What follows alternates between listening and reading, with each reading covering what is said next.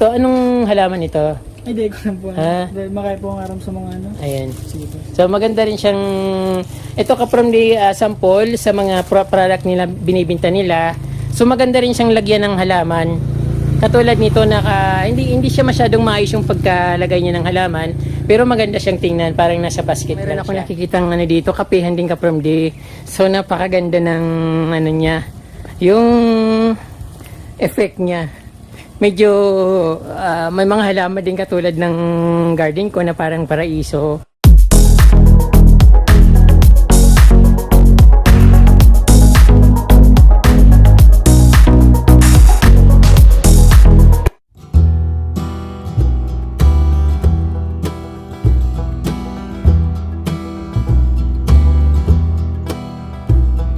Gusto ko yung makarating doon sa kapihan.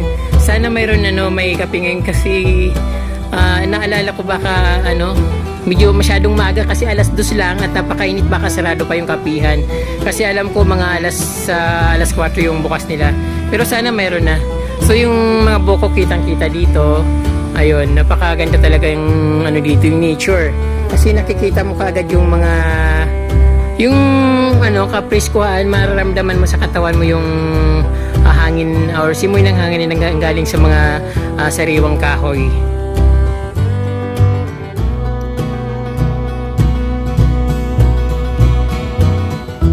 Nakapagkape rin ako sa wakas at dahil sa sobrang ahon na ako, ito nakabili rin ako ng tubig. So yung pala mayroon pala silang panukli. Nung first time ko tinanong, sabing wala, pero nakapagpapalit na lang kayo yun. Mayroon na akong makapagkape na ako at makakapagpahinga na ako kasi sobrang layo ng nilakad ko. Yung lalakarin ko mga 2 kilometro galing dito hanggang bayan. So napakainit, gusto ko munang magpa-press ko dito, magpahinga ng konti. So yung kakainin ko itong yung ibos. Ibos yung tawag nito sa amin. At tapos ito, latik. Then yung order ko na coffee ay French vanilla. 40 pesos. Sa kapihan sa iba, di ba napakamahal nito. Although sa Manila kasi iba naman yung presyo talaga sa Manila. Pero yung mga talagang mahal yung ganitong coffee, yung brewed coffee. So ayun, dito sa Kapi Hinurangan o Kapihan sa Hinurangan.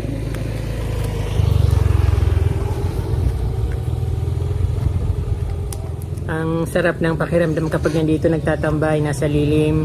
Yung hangin napaka-presko at sariwang-sariwa.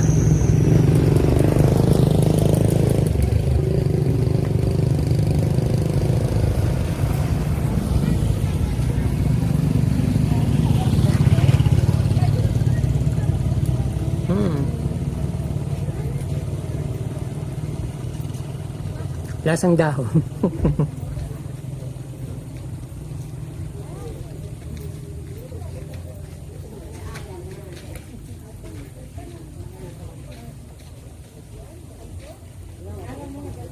Ang tawag nito dito sa amin kapurumdi ay ibos. Sa ibang lugar siguro ibos sa suman sa ibos, parang ganon. Tapos ito naman latik. So yung latik sa Tagalog, yung ng niyog, yung pinakulong niyog, tapos yung pag yung natutuyo na yung gata, yung parang nagiging candy na, yun na yung latik yung tinatawag. Tapos may nilagay ng asukal, yung latik. Pero yung latik sa amin dito kapag dito yun, yung bigas na malagkit, na nilagyan ng parang ng dahon ng malunggay or sili, yung katas.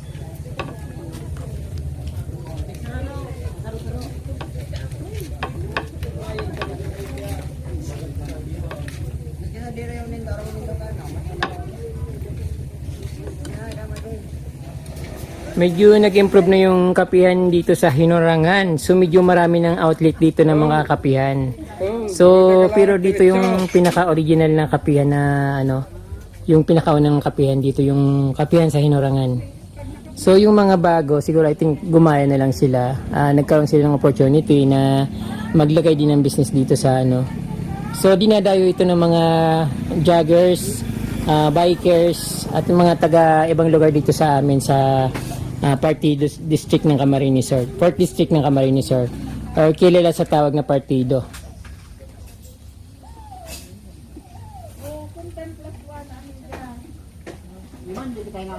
So simula nang dumadami yung mga tao kasi tuwing hapon ng opening ng ano nito, coffee shop. So pag hapon, dumadaming tao dito. Saka mga siguro morning kasi yun, marami nagja-jogging at mga nagbabike. So hindi ko pa na-try ng umaga na pumunta dito.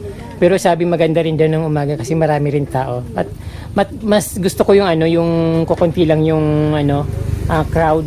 Hindi crowded kasi mas masarap mag-coffee kapag kukunti yung tao, yung nakaka-relax ka at nakakapagmuni-muni.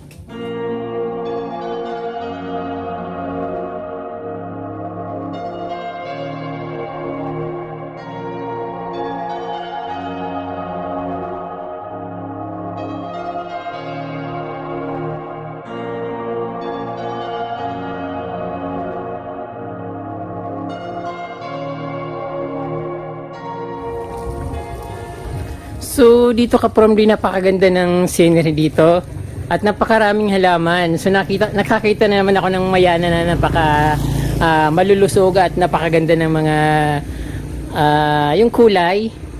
Kasi isa sa nagpapaliwanag itong klaseng mayana na ito, isa sa mga mayana na magandang tingnan sa garden. Kasi maliwanag siya unlike yung mga purple, mga maroon. So pinakamaganda talaga yung mayana na yung kulay green at tapos nagiging yellow. So ito ka-from di pa uwi na ako, galing na ako sa kapihan at ito marami nang umuusbong na mga coffee shop. Halos halos lahat mayroon na dati wala naman ito, mayroon ng mga bilihan ng walis. So dinadayo na talaga.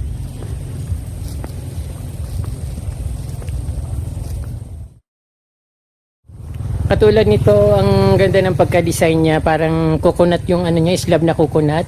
So ginawa niyang ang tawag yung parang bakod sa kanyang coffee shop. Parang Japanese yata to Titas Kubo. Ayun, parang akala ko Japanese yung niya, pangalan. Titas Kubo pala siya. So ayan, parang marami rin pagkain, pansitan, noodles. Ayan. So, pero sarado siya kasi piyesta doon sa alam nilang walang pupunta dito kasi nga may kainan doon sa taas. Then, ito ka-from din napakaga naman dito. At ibang, naman ito, ibang tanawin naman dito. Andito lahat na abayan sa dito sa, karamihan sa, partido.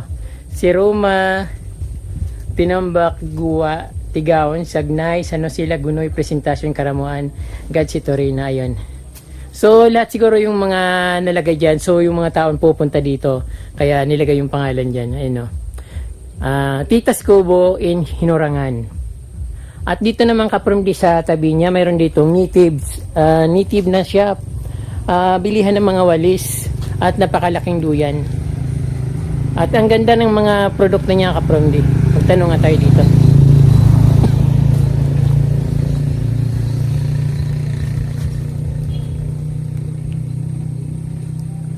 Boss, anong sign ito? Anong sign to gawa? Anong material? Anong lamon? Yung material niya. So, ang halaga nito 60. 260. Ang mayong masalit ka ini. Mamayo. Ayan talagang pinaka Yung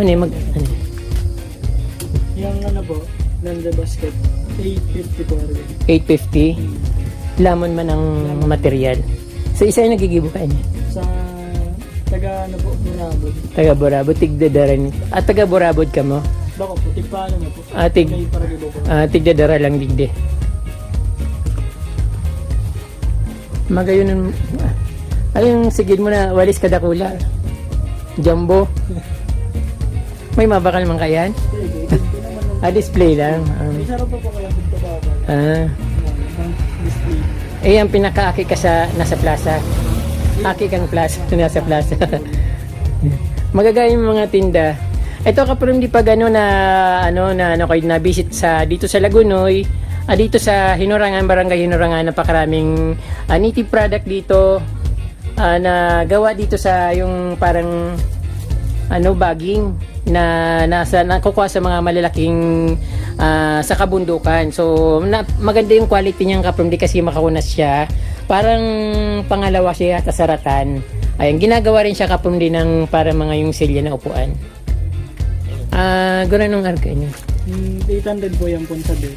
1 to po ang arganda ko. Ito 800 pesos to. Ang mahal naman. Yeah. Galing mong Burabod. Halis sa Burabod. Hindi ko lang nakapit yung Basta tigdadaray lang hindi.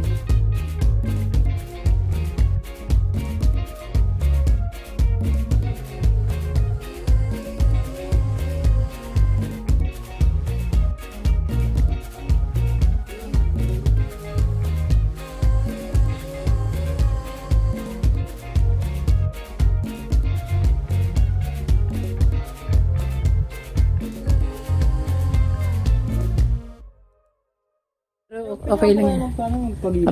Papasadya pwede na. Ito gano'n niya. 1 to po. 1 to. Pwede. Maganda rin naman. Ayan ka from di kapag may kailangan kayo ng mga native products, punta lang kayo dito sa Barangay Hinurangan sa upper level ng Hinurangan. So, diretso lang kayo sa Alberto Highway, din madadaanan nyo ito yung anong pangalan ng shop nyo, kuya? LP Handicrafts po. Ano? LP Handicrafts. LP Handicrafts. Oo. Ayun. May number ka? Sabihin mo dito para kontakin ka kung gusto nila. 0951-6369-406. Ulit? 0951-6369-406. Sinong ko kontakin pag halimbawa may gusto? Ako po. Pangal? El Ray Perico po. Ha? El Ray Perico. El Ray Perico. So kapag may gusto, so i-text ka lang or kontakin ka, mali mo makapag may mag-order sa yung isang bulto. Di ba? Ayun, napakaganda dito kapamdi. Ha? Madami ko laging order mga. Oo. Nag-order kila mga. Baka sakali, di ba, madagdagan yung mag-order sa inyo. Ay, yung mga walis tambo, magkano yun? May po, may 120, may 90, 100. Alin yung 90 ito? Ito po, 90, 90? 100, tapos 120 pa din. 120? Ano makakapal ba? Ayan, magaganda yung quality ka from di. Kasi dito sa amin, pagawaan talaga dito ng mga walis tambo. So, minsan yung galing Bagyo, yung nakikita natin sa tinda sa Bagyo, yung iba nun galing dito kasi dito sa amin, ang produkto namin, pinaka-product namin dito, ay yung walis tambo. Pag hindi walis tambo, nipa. Yun ang product namin dito, saka mga coconut. Yun ang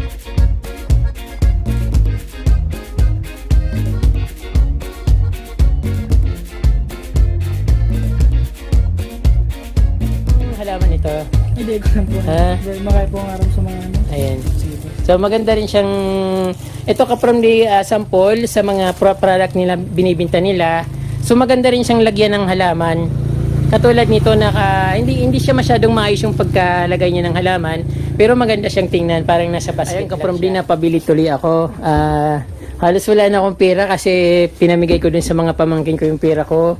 Yung nakuha kong sweldo. So napunta sa mga pamangkin ko kasi nahawa ko doon sa pistahan. So ito, bumili ako ng native para sa aking kubo. Maganda ito sa lalagyan ng halaman, pwede. Ayan. 140. 140. Kala ko nakabayad na ako. Nagkakalimutan pa. Ayan ka from di, napabili tuloy ako ng lalagyan ng halaman. Kasi maganda ito. Pero mas maganda sana kung medyo malaki, kaya lang yung wala naman akong budget kasi medyo may kamahalan din naman yung pagbibinta nila. Pero maganda ka from di, sulit siya. So ayun ka from di, tuloy ang laboy. Nakapagkapin ako, nakabili na ako ng native products. Lalagyan ng halaman sa kubo.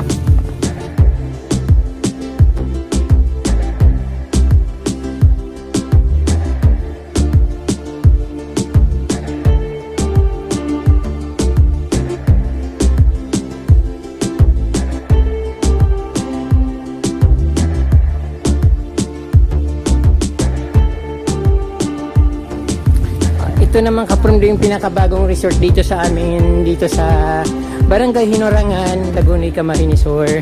So parang undergoing parang construction niya pero mayroon na siyang mga cottage.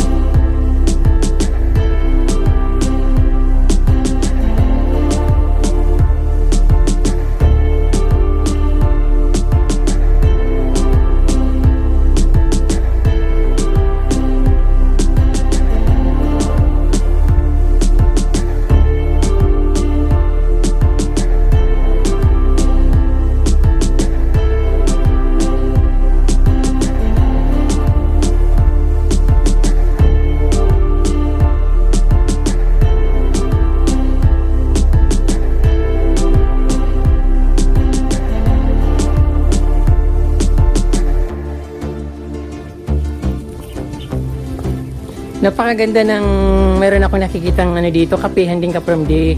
So napakaganda ng ano niya, yung effect niya. Medyo may mga halaman din katulad ng garden ko na parang paraiso. Ayun. So nakikita ko pa lang dito puro bulaklak ng marigold at maaliwalas yung dating, nasa ilalim siya ng puno ng nara.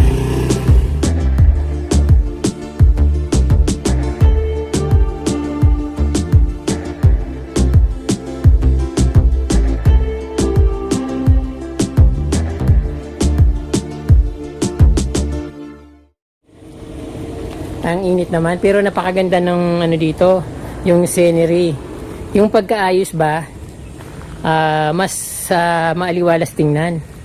At ayun, puro halaman. Medyo mayroon ditong ano, papicturan, medyo bangin sa ano, sa ibaba pero hindi naman yung talagang ano, siguro magpapapicture lang dito. Ito napakaganda ng ano, napakaliwalas niya.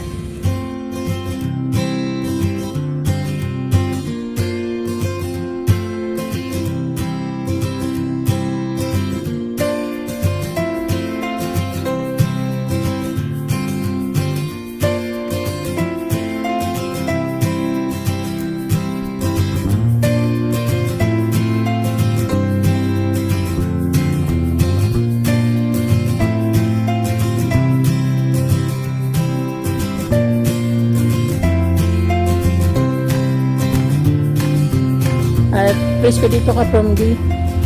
Ayan, may mga bulaklak sila. Napakaganda dito. Ayun, aliwalas ng may mga kawayan. At yung marigold, bagay na bagay sa kawayan na ano, upuan at lamisa. Parang wala pa yatang tao. I think mamaya pa medyo mainit pa kasi. Mga bandang hapon, dumadami mga tao dito.